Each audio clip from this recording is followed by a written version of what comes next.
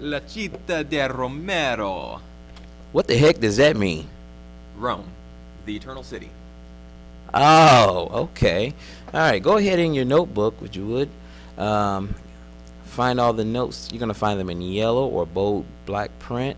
All right, and I got about 4 or 5 questions that you're going to turn in tomorrow. Label this the Republic. All right, the birth of the Republic. All right, this is a different form of government than what they practice in Athens, but it's kind of building off of what they did. All right. What does this SPQR stand for? SPQR. Does it have something to do with government, with that eagle thing? Yeah, the Senate Populis K Romanus, or the Senate and the people of Rome. All right, looking at Roman geography, you can see here. All right, they have a lot of mountains, but they have a good mix of farmland. All right, so it's a little better off than Greece was. All right, make sure you get this part over here. All right, now these were the various societies that kind of made up Rome. You got the Etruscans in the north, you got the Greeks down here in the south, and the Latins in the center. You mean the Greeks moved into the south of Rome too? Oh yeah, the Athenians set up camp right over there next to them. All right, and all of this is going to be unified under one government. All right, and that's going to become the Roman Republic. Now look at their language. You can see how they were influenced by the Greeks. All right, remember the old Sumerians?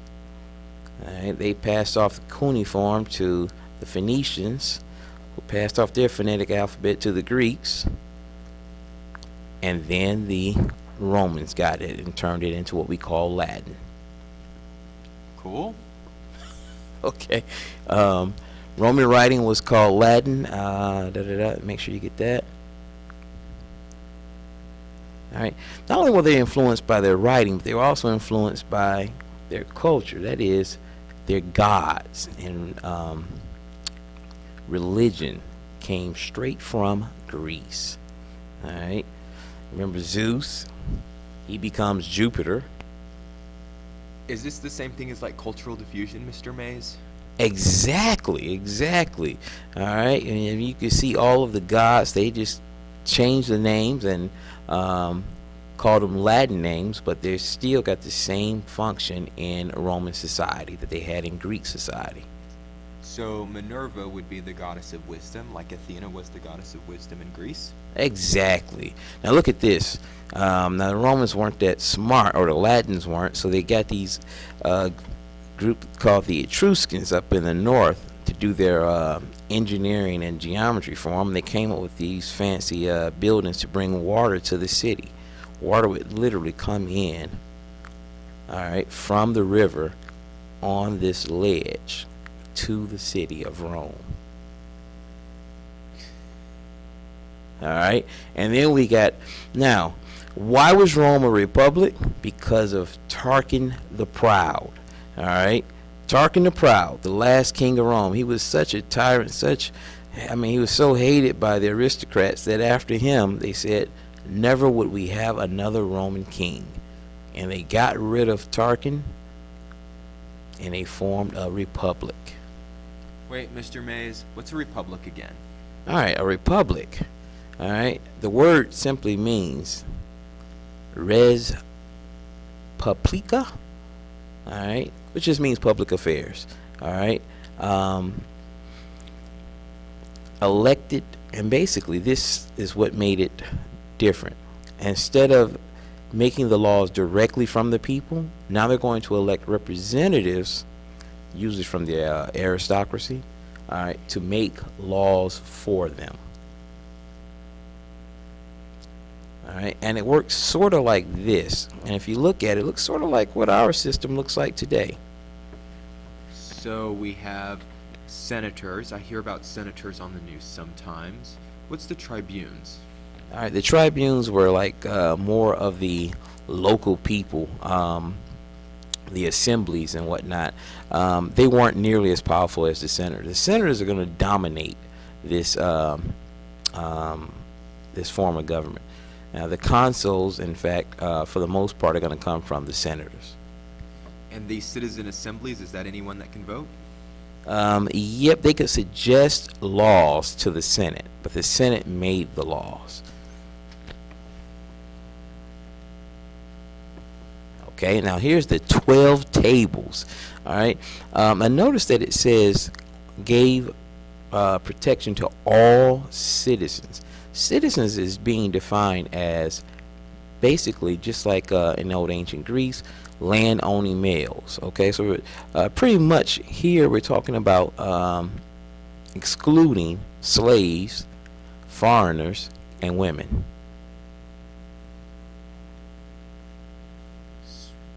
So is the Senate here much like the Senate that we have here in the United States? Oh, a lot like it. In fact, our model of the Senate is based on the Roman model. All right, so here we've got the consuls, and the consuls is basically sort of equivalent to like what we have here, the United States president, right, Mr. Mays? Yeah, like they got two consuls, and basically we have a president and a vice president. All right, but here they didn't want any one person to be in charge, and so they had two to make sure that one person didn't dominate. All right, all going back to Tarquin the Proud. Got a question here. I want you to compare these two forms of government, United States and Rome, and see which one is more democratic. All right. All right. Now looking at the social class of Rome. All right. Social class in Rome is going to break down into two groups: the patricians, all right, that is the rich folks, and the plebeians, the poor folks. I ain't got no money, poor. All right. In fact, let me show you how they lived. All right, and you can guess which one is which. Here's the patrician house. All right, you got a nice little pool here for taking baths. You got quarters for your servants. The main house for where the master would live. All right, and then down the street, all right, in the city of Rome itself, you have the apartments, or what we would call today projects, all right, where the poor people lived, or the plebeians. And there's always the bottom of society. It was not the plebeians. It would be slaves and other non-Roman citizens, correct? Yep. Slavery was the basis of their economy. That is, if you look here, I mean, you got slaves going to do the really hard, dirty work. All right, and this is how Rome really built its society. All right, every time they conquered a group, some of that group became slaves. All right, then we get to the legions, and the legions really had a significant value in terms of their military. They also, their officials served for 10 years, and all citizens owned land had to also serve in the army. So anybody who owned land had to serve in the army, correct? Yeah, you know, it was pride, you know, so, I mean, it was a matter of pride serving in the Roman army. All right, the legions were a major form of how they're going to expand their power. In fact, the legion, their way of fighting is going to be built off of how the Greeks fought. All right, but it's going to be better. And they notice they use this little short sword, all right, instead of the big long spear like the phalanx. And check out this turtle effect that they would use. All right, this would be how a squad would fight. Here, hiding in their turtle shell, there you can't be attacked from arrows from a distance. Up close, you're just going to pound them until you push back. All right, and you wouldn't know where you're going to be attacked from. All right, read this long piece here and answer these two questions.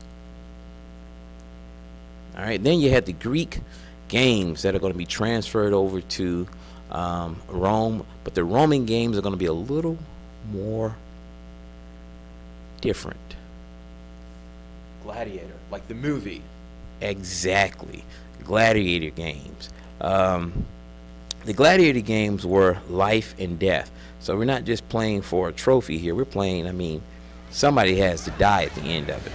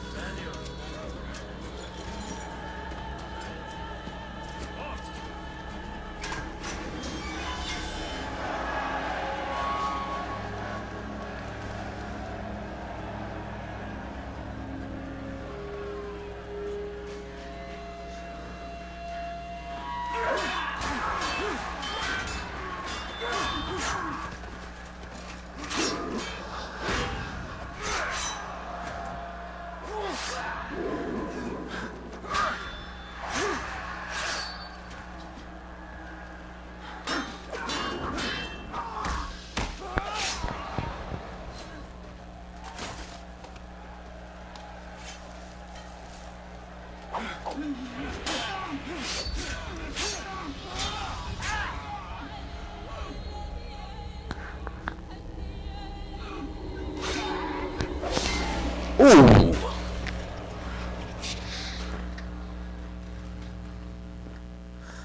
Whew.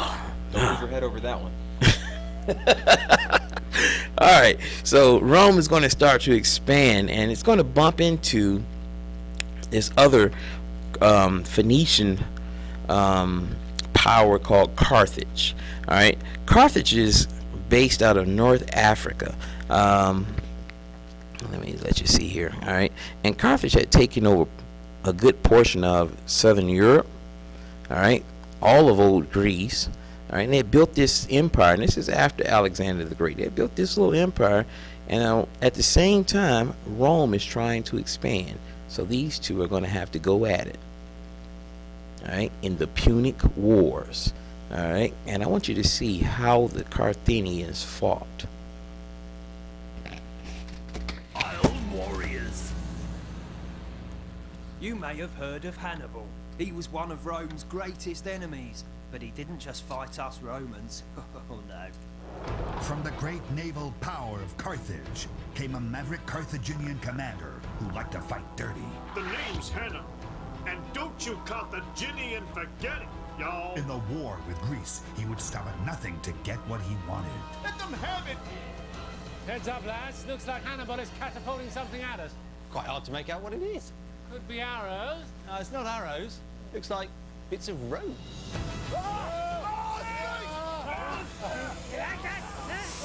Bet they weren't expecting that. Don't worry, lads. I know my snakes, and I'm pretty sure these ones aren't venomous. Oh, my mistake. They are venomous. Snakes on a ship. The deadliest of enemies use the deadliest of tactics. Get this Carthaginian snake off my bottom! When I fight Carthaginian dirty, y'all. His story has never been more terrifying. Let them eat snake. Coming soon from the makers of Snakes on a Ship, Elephants on a Plane, starring Hannibal again.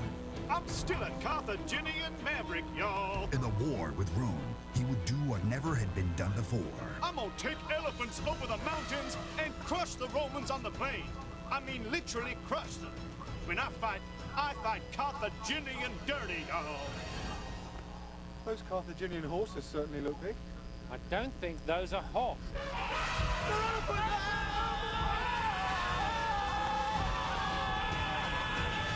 Man, we weren't expecting that. Under a 10-ton elephant, nobody can hear you scream.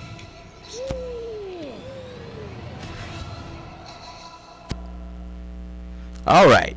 Now, after winning the Punic Wars, all right, and there's a 3 wars. After Rome takes over, they burn Carthage to the ground. And after burning Carthage, Rome had complete control of the Mediterranean Sea. And that's going to allow them to dominate North Africa, Southern Europe, and parts of Asia. All right. So as Rome switches from a small republic to a major empire, government starts to change. And some people want something other than a republic. All right, and this little fight is going to wind up in the open airs, and we're going to get between the patricians, who are taking over much of the land of the poor, all right, and the plebeians. The plebeians wanted a fair shake, and they're going to get someone to represent them in the form of Julius Caesar, and we'll talk about that later. All right, but this was the end of the Republic.